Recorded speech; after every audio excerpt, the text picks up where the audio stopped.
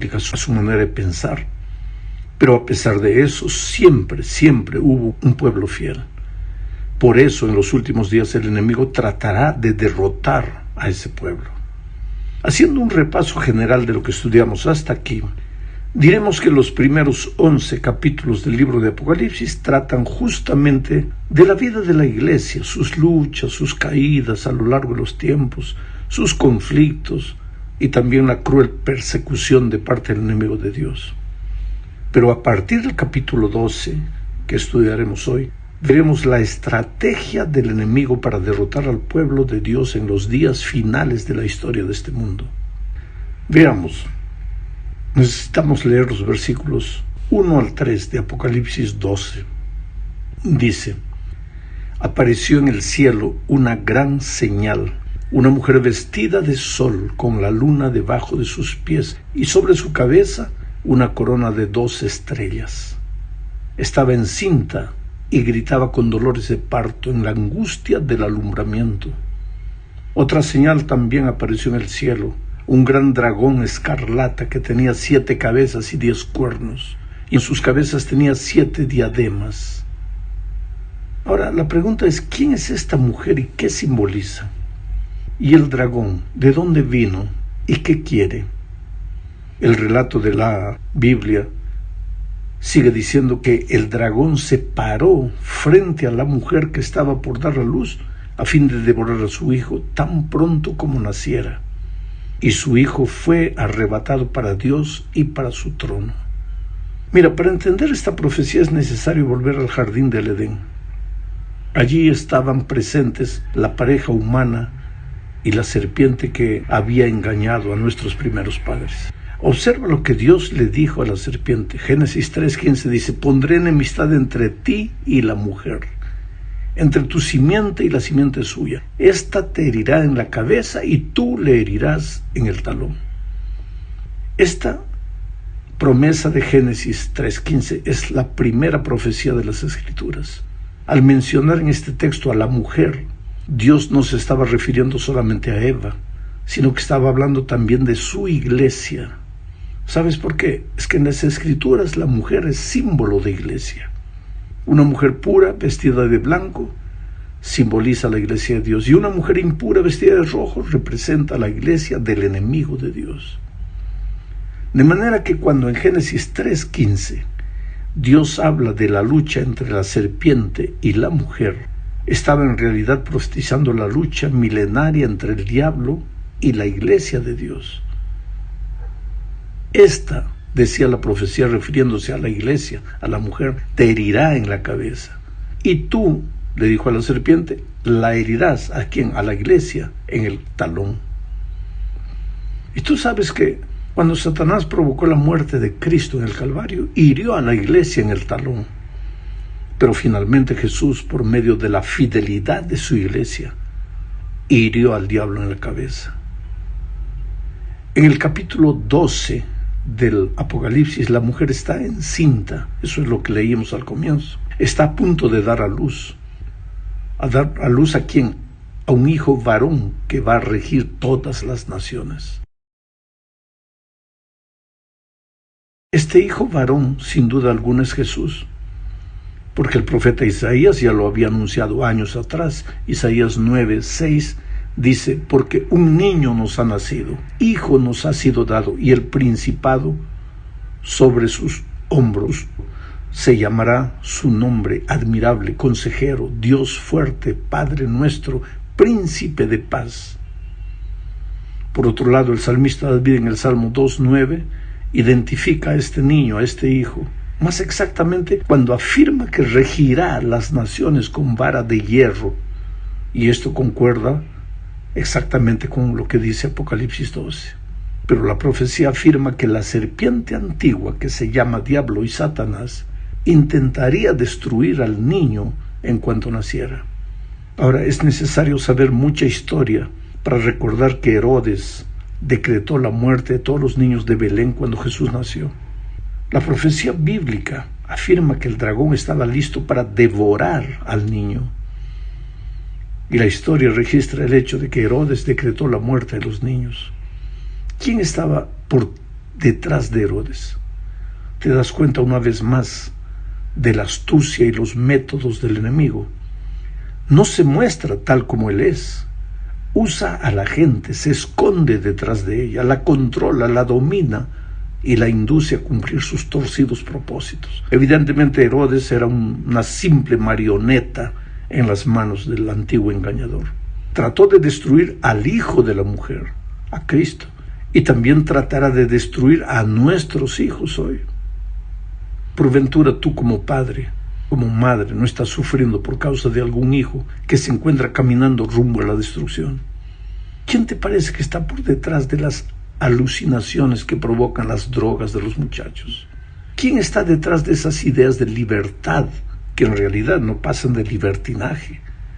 Esas ideas que inducen a la juventud de hoy a vivir sin principios éticos ni morales. ¿Quién está por detrás de todo eso? Aquel que quiere devorar a nuestros hijos. Los muchachos hoy dicen todo está permitido, pero se golpean, se dañan a sí mismos, destruyen su futuro. Hace poco yo hablaba con un joven que había huido de la casa de sus padres para vivir una vida completamente perdida. Yo le dije, pero eres la esperanza, el sueño de tus padres. ¿Sabe lo que él me dijo? Pastor, yo no estoy aquí para concretizar los sueños de mis padres, sino para convertir en realidad mis propios sueños. Pero la verdad es, ¿qué clase de sueño es el que induce a un joven a vagar hasta la madrugada, sintiéndose la escoria del mundo?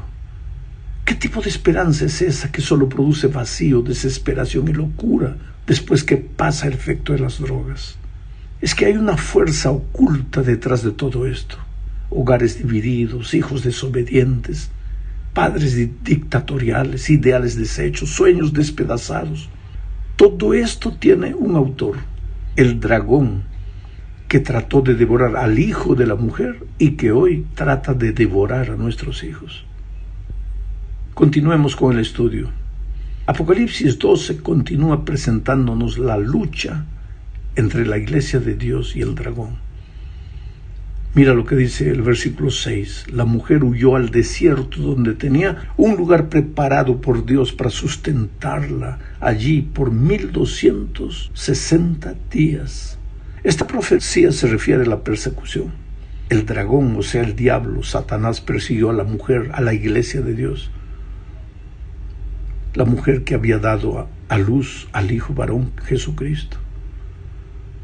Ahora la pregunta es, ¿se persiguió a la iglesia en algún momento de la historia?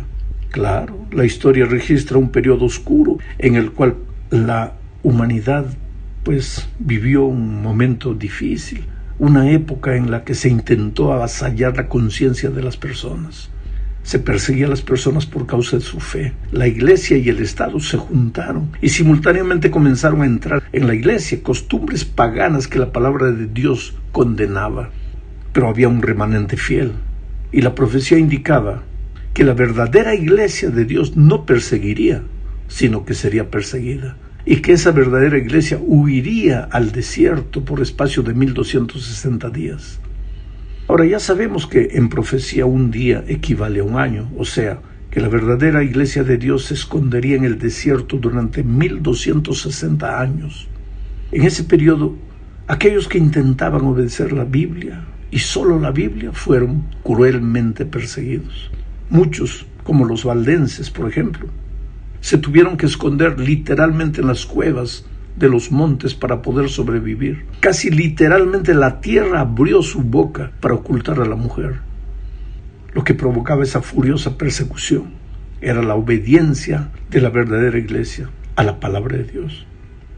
Pero esa mujer aparece en el capítulo 12 de Apocalipsis como vestida del sol. ¿Qué significa el sol? Observa cómo responde el rey David en el Salmo 84:11. Porque sol y escudo es Jehová, Dios.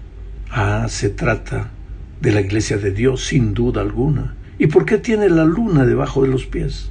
Pues yo te pregunto, si el sol es el símbolo de la justicia de Dios, ¿dónde se reflejan sus enseñanzas, los principios divinos? ¿Dónde se reflejan? El salmista responde en el Salmo 119:105, lámpara es a mis pies tu palabra y lumbrera a mi camino. Pues la conclusión es clara: la Iglesia de Dios tiene como fundamento de sus enseñanzas no las tradiciones de los hombres, sino las Escrituras, que son la palabra de Dios. Este fue el motivo de la gran persecución religiosa.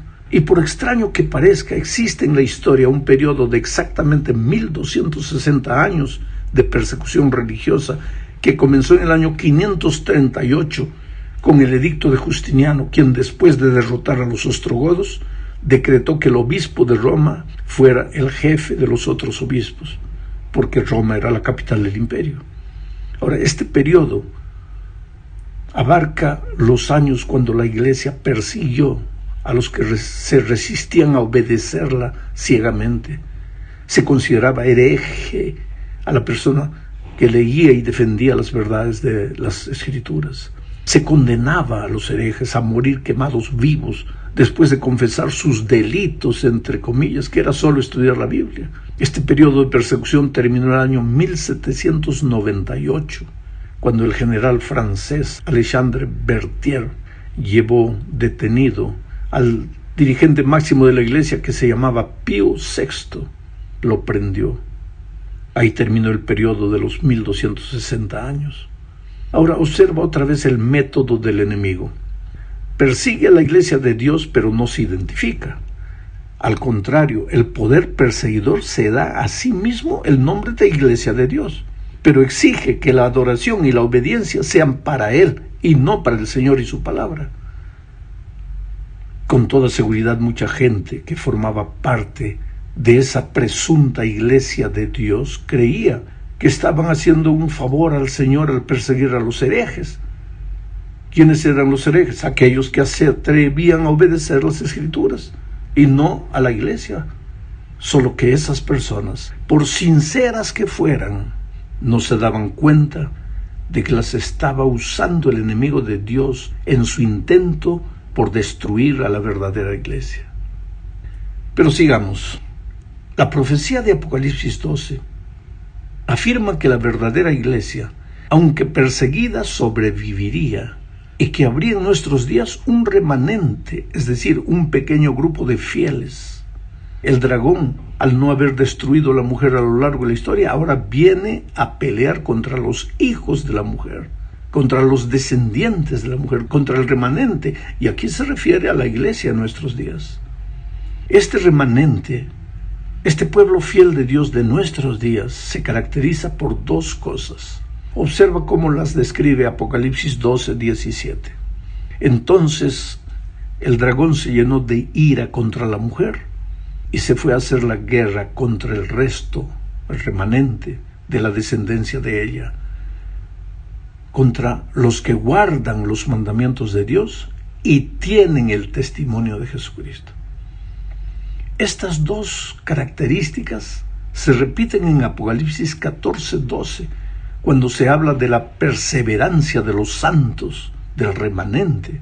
Ve lo que dice Apocalipsis 14:12. Aquí está la perseverancia de los santos, los que guardan los mandamientos de Dios y la fe de Jesús. O sea, Dios declara sin medias tintas que tiene una iglesia en estos días y que esa iglesia tiene dos características distintivas. Primero, la Iglesia de Dios de nuestros días tiene que predicar a Jesús, tiene que conservar la fe de Jesús y al mismo tiempo cree en la vigencia de los mandamientos de Dios tal como los registra la Escritura. Estas dos siempre fueron las características del pueblo de Dios a lo largo de su historia. Y tú sabes que las características son muy importantes para identificar a la gente. Cierta vez yo tenía que buscar a alguien que no conocía, pero me dijeron: es alto, usa barba, tiene un lunar grande en la frente. Bueno, con esas características, pues, era muy difícil equivocarse. Cuando los pasajeros comenzaron a salir del ómnibus, fui observando las características de cada uno. Vi a algunos altos, pero no usaban barba. Otros usaban barba, pero no eran altos. Hasta que por fin salió un hombre alto, con barba y con el lunar en la frente. Yo fui directo donde él y lo saludé. Él me dijo: ¿cómo me conociste? Le dije: pues por las características, yo tengo aquí sus características. Sabes, querido, Dios sabía que hoy la gente estaría confundida frente a tantas iglesias y religiones. Muchos se preguntan, ¿cuál es la iglesia de Dios? Porque todas pretenden ser iglesia de Dios y algunas, más generosas todavía, afirman que, bueno, todas las iglesias conducen a Dios. Es muy fácil asumir actitudes radicales en diversos aspectos de la vida, y aunque no sea prudente hacerlo, pero cuando se trata de algo de vida o muerte, y cuando vemos que existe un enemigo capaz de usar cualquier método para engañar a los seres humanos, vale la pena darle una mirada a lo que escribió el apóstol San Pedro. En 2 de Pedro 1:19 dice: tenemos pues la palabra profética más segura, a la cual hacéis bien en estar atentos, como a una antorcha que alumbra en lugar oscuro. Y si estamos atentos a lo que dicen las Escrituras, veremos que la iglesia de Dios tiene estas dos características: cree en Jesús